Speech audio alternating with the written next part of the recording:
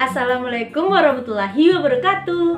Halo semua, perkenalkan nama saya Ridin Amelia dengan NIM 200530119 Prodi Pendidikan Ekonomi Universitas Negeri Padang. Nah, ini merupakan tugas dari mata kuliah Manajemen Pemasaran dengan dosen pembimbing yaitu Ibu Ros Rahmidani. Nah, pada kesempatan kali ini saya ingin mempresentasikan materi tentang mengidentifikasi segmen dan target pasar. Selamat menyaksikan. Pembahasan kita yang pertama yaitu tentang tingkat segmentasi pasar. Nah, titik awal mendiskusikan segmentasi adalah pemasaran massal, di mana para penjual melakukan produksi massal, distribusi massal, promosi massal satu produknya ke semua pembeli. Nah, pemasaran massal ini menciptakan pasar potensial terbesar dengan biaya yang rendah sehingga berujung pada harga yang murah atau margin yang tinggi. Nah, cukup menguntungkan bukan bagi perusahaan? Akan tetapi, banyak para kritikus yang mengatakan bahwasanya pemasaran massal ini membuat pasar terpecah dan iklan serta saluran distribusi semakin marak sehingga mempersulit dan mempermahal jangkauan untuk para pemirsa massal. Nah, karena itulah sebagian besar dari perusahaan beralih pada pemasaran mikro. Nah, untuk pemasaran mikro sendiri itu terdiri dari 4 tingkat. Yang pertama yaitu pemasaran segmen, yang kedua yaitu pemasaran ceruk, yang ketiga yaitu pemasaran lokal, dan yang keempat yaitu pemasaran individual. Tingkat segmentasi pasar yang pertama yaitu tentang pemasaran segmen. Nah, segmen pasar terdiri dari sekelompok pelanggan yang memiliki sekumpulan kebutuhan atau keinginan yang serupa. Nah, tugas pemasar di sini untuk mengidentifikasi segmen serta memutuskan segmen mana yang akan dibidik. Nah, kita dapat mengetahui karakter segmen dengan berbagai macam cara, tapi ada salah satu cara yang dapat kita gunakan seperti mengidentifikasi segmen preferensi. Nah, segmen preferensi itu sendiri terdiri dari beberapa jenis. Yang pertama yaitu preferensi homogen, yang kedua yaitu preferensi terdifusi, yang ketiga yaitu preferensi kelompok. Yang disebut dengan preferensi homogen yaitu ketika konsumen memiliki preferensi yang sama. Nah, yang disebut dengan preferensi terdifusi yaitu ketika konsumen memiliki preferensi yang bervariasi. Nah, contohnya ketika kita menghadapinya kepada di pasar dengan beberapa merek yang berbeda, maka konsumen tersebut akan masuk ke dalam ruang yang berbeda pula atau ruang yang bersaing. Nah, di sana terlihatlah perbedaan yang sangat nyata dan mereka akan menyesuaikan diri dengan preferensi konsumen lainnya. Nah, selanjutnya yaitu preferensi kelompok, dihasilkan ketika segmen pasar alami muncul dari sekelompok konsumen dengan preferensi yang sama. Tingkat yang kedua yaitu pemasaran ceruk. Nah, sebelum kita membahas tentang apa itu pemasaran ceruk, tentu kita harus mengerti terlebih dahulu apa sih itu ceruk, dan baru kita membahas tentang pemasaran ceruk itu sendiri. Nah, yang disebut dengan ceruk adalah biasa juga disebut dengan istilah niche, merupakan sekelompok pelanggan yang lebih sempit yang mencari manfaat yang berbeda. Nah, sedangkan yang disebut dengan pemasaran ceruk atau biasa juga kita kenal dengan istilah niche marketing, yaitu sebuah upaya untuk mempromosikan dan menjual barang kepada pelanggan yang ada di pasar yang lebih sempit atau disebut dengan pasar ceruk, seperti itu. Nah, pemasaran ceruk itu bisa terjadi ketika perusahaan mengadaptasi bauran pemasaran dan strategi pemasaran mereka untuk memenuhi kebutuhan dan keinginan yang spesifik di pasar.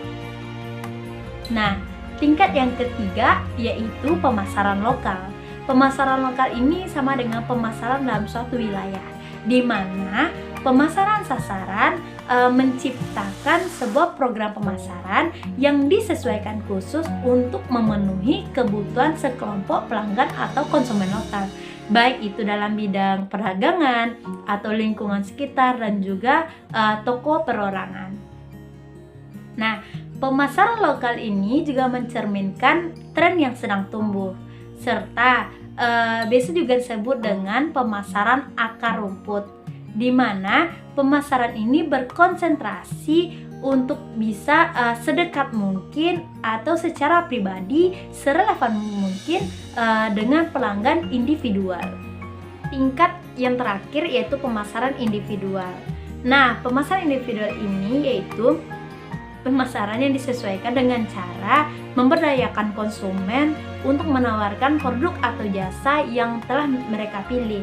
Nah, di sini para konsumen diberikan peluang untuk mengambil inisiatif yang lebih individual lagi terhadap apa yang diinginkan dan bagaimana cara untuk mendapatkan hal tersebut. Nah, contoh kecilnya saja seperti konsumen diberikan peluang atau wadah untuk menyalurkan aspirasinya terhadap sebuah produk fashion. Nah, di sini konsumen dibebaskan untuk memilih kualitas atau desain dan bagaimana bentuk yang diinginkan terhadap fashion tersebut. Pembahasan kita yang kedua yaitu tentang macam-macam segmentasi pasar konsumen. Nah, sebelum kita membahas lebih dalam apa itu macam-macam segmentasi pasar konsumen, tentu kita harus mengetahui terlebih dahulu apa sih yang disebut dengan segmentasi. Segmentasi adalah pengelompokan atau pembagian. Jadi, para perusahaan melakukan pembagian-pembagian atau pengelompokan terhadap pasar-pasar yang akan menjadi tujuan atau menjadi sasaran untuk menyalurkan produk atau barang yang dimilikinya, sehingga dapat mencapai tujuan dari perusahaan itu sendiri. Segmentasi pasar konsumen terbagi atas beberapa macam. Yang pertama yaitu segmentasi geografis. Nah, segmentasi geografis membagi atau mengelompokkan konsumen berdasarkan pada negara, bagian negara, kota, daerah, provinsi, kabupaten, desa, dan lain sebagainya. Bahkan juga mengelompokkan konsumen berdasarkan pada iklim negara di tempat konsumen itu berasal. Nah, contohnya saja seperti perusahaan yang memproduksi jaket tebal tentu akan menjadikan negara-negara yang memiliki iklim cuaca yang dingin menjadi target atau menjadi sasaran untuk memasarkan produk jaket tebal yang diproduksi oleh perusahaan tersebut. Nah, selanjutnya yaitu segmentasi demografis. Nah, di dalam segmentasi demografis ini mengelompokkan konsumen berdasarkan pada jenis kelamin, usia, penghasilan, pendidikan, agama, suku, ras, budaya, dan lain sebagainya. Contohnya saja seperti perusahaan yang memproduksi sejadah tentu akan menjadikan konsumen-konsumen yang beragama Islam menjadi target pasar untuk perusahaan tersebut untuk membeli produk-produk yang diproduksi oleh perusahaan tersebut.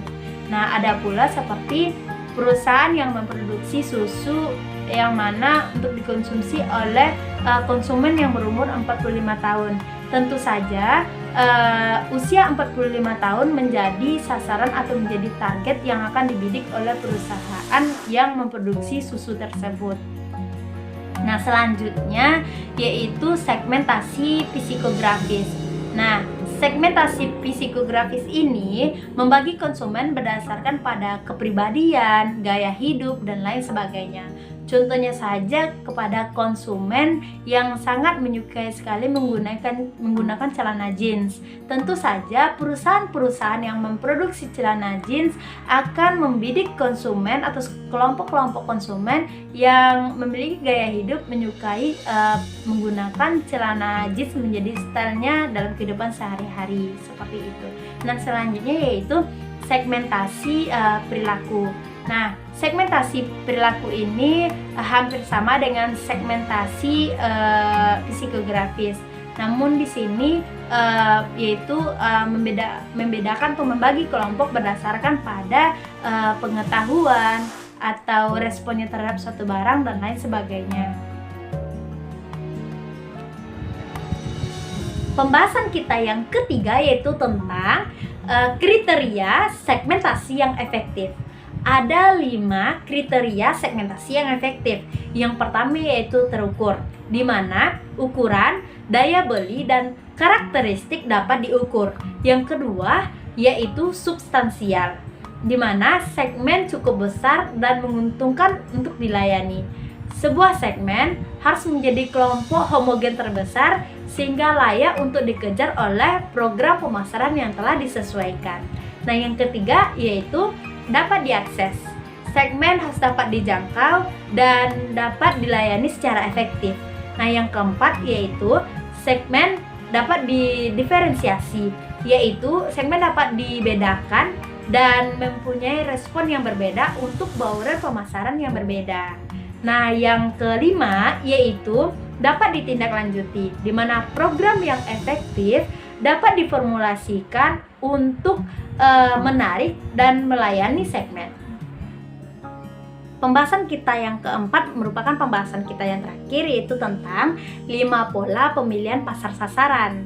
Pola pertama yaitu tentang konsentrasi segmen tunggal.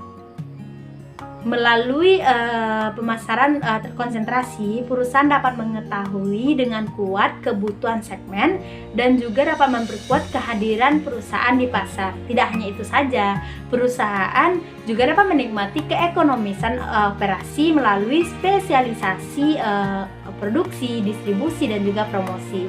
Ketika perusahaan memimpin segmen, maka perusahaan dapat menghasilkan pengembalian tinggi terhadap investasinya. Nah, pola yang kedua yaitu tentang spesialisasi selektif, di mana perusahaan memilih sejumlah segmen, di mana segmen-segmen tersebut dipilih berdasarkan objektif menarik dan tepat. Nah, pasti ada segmen yang bersinergi dan ada pula segmen tidak bersinergi. Namun, masing-masing segmen menjanjikan terhadap penghasilan uang. Nah, keuntungan dari multi segmen ini adalah sebagai mendiversifikasikan resiko perusahaan. Nah, pola yang ketiga yaitu spesialisasi produk, di mana perusahaan menciptakan atau membuat produk tertentu agar dapat dijual ke pelanggan-pelanggan atau pasar sasaran. Nah, selanjutnya pola yang keempat yaitu spesialisasi pasar. Nah, di dalam spesialisasi pasar ini perusahaan berkonsentrasi untuk melayani semua kebutuhan para pelanggan tertentu atau kelompok pelanggan tertentu. Nah, selanjutnya yaitu yang kelima yaitu cangkupan pasar penuh. Nah, di dalam cangkupan pasar penuh ini perusahaan akan berusaha untuk memenuhi semua kebutuhan semua pelanggan atau semua kelompok pelanggan dengan memberikan produk-produk yang dirasa diperlukan. Nah, cukup sekian presentasi dari saya. Apabila ada kesalahan tolong dimaafkan dan semoga bermanfaat untuk kita semua. Assalamualaikum warahmatullahi wabarakatuh. Dadah.